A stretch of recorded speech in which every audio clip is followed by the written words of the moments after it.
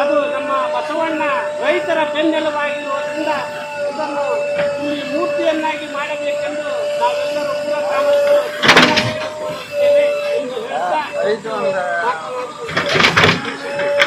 ತಾಲೂಕು ಬೂದಿಹಳ್ಳಿ ಗ್ರಾಮದ ಬಾಳಿಕಟ್ಟಿ ಕೆರೆಯಲ್ಲಿ ಇವತ್ತಿನ ದಿವಸ ಮಣ್ಣು ಹೊಲಗಳಿಗೆ ಏರಿಸಕ್ಕೆ ನಾವು ಹೊಂದ್ಕೊಂಡಿದ್ವಿ. ಆ ಕೆಲಸ ಮಾಡುವಾಗ ಇದು ಬಾಳಿಕಟ್ಟಿ ಕೆರೆಯಲ್ಲಿ ಈ ಮೂರ್ತಿ ಉದ್ಭವ ಮೂರ್ತಿ ನಮಗೆ ಸಿಕ್ಕತಿ. ಇದು ನಮಗೊಂದು ಸಂತೋಷದ ಸಂಗತಿ.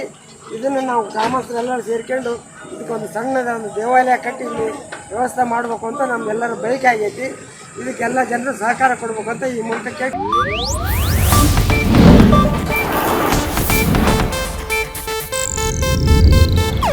ಇದು ಏಷ್ಯಾನೆಟ್ ನ್ಯೂಸ್ ನೆಟ್ವರ್ಕ್ ಪ್ರಸ್ತುತಿ.